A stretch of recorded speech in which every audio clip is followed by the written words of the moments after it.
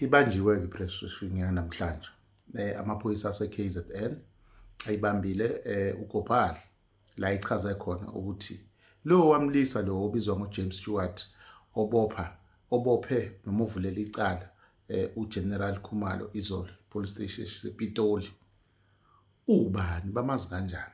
Sebeyachaza ukuthi hayi leya ndoda ngempela inamacala amaningi. Akusikhona ukuthi ayinawo amacala. Ngokuchaza kwayo yathi amacala asaphela yayikhokha namafine asemadala lamacala awasekho ngisho kuma record ayi.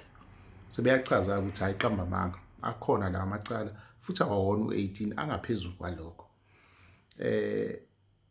Leya ndoda ichazile izolo ukuthi ayazi ukuthi why uKhumalo athatha lesi sinqumo sokuthi aphumele ezidlangalaleni ayibize ngomuntu owumaligaju umntshontsha imoto ngoba yena noKhumalo bayazana. uKhumalo unazo ingcingo zayo le ndoda kanjalo noKhumalo, so bayaxoxa ba ama friends amadala.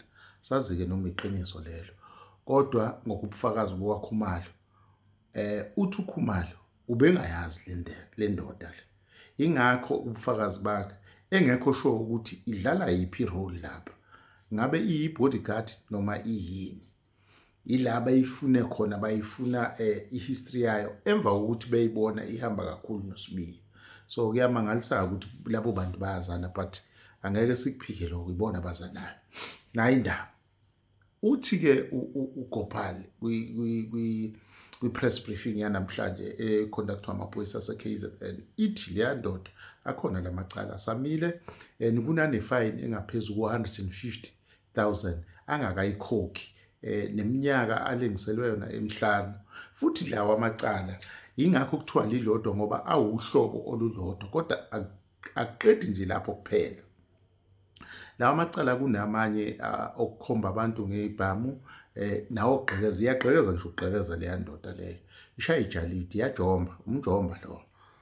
Nawo ogqekeza maningi amacala uxhaxha, amanye ase-Richards Bay la ekhona amacala kuwona kuphela ala eThekwini. So iyindoda efunwayo. Bathi-ke izamile ezinye zezinto ezenzile, izamile ukuthola isibhamu.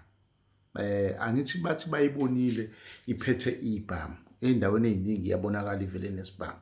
Base beyafuna ukwazi ukuthi usithole kanjani isibhamu njengomuntu oyisigebengu. Uzube nesibhamu kufanele uhambe imigomo ethize ukuze ube nayo indlela ukufinyelela esibhameni.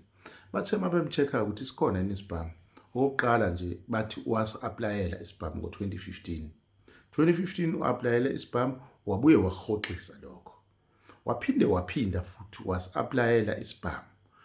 Bamchitha la aplayele khona isibhamu. Bathi unamacala angaphezu kwakhe, angeke akwazi nje uku-aplayela isibhamu.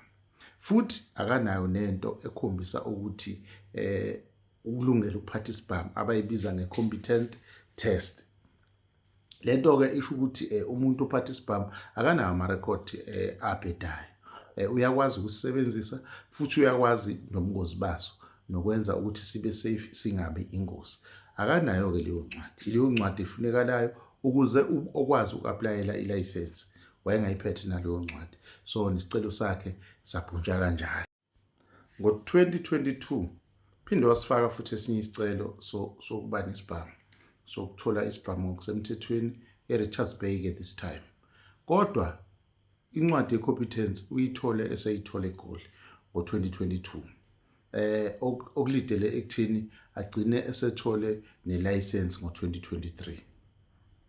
Now lento ibuyele emuva ukuthi ilesikhathi eqala ukuzwana no-commissioner wamaphoyisa.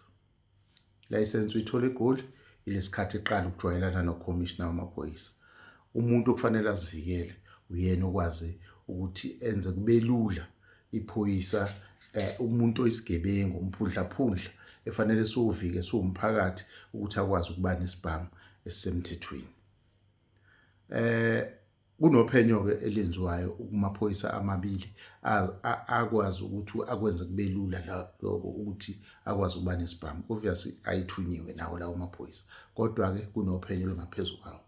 Ngaphandle kwalokho kuyaqhubeka kulonyaka uqala kube nemizamo ke yokuthi kunomunye othize ePitoli ozame imizamo yokuthi angene kuma record alendoda azame ukuwacisha.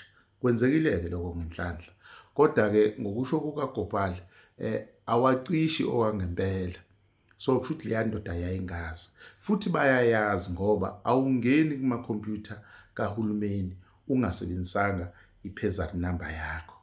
So awukwazi ukusebenzisa eyomunye umuntu ngoba une-password, uyaphoqeleka ukuthi usebenzise yakho, is either i-PEZAD noma i-SET number.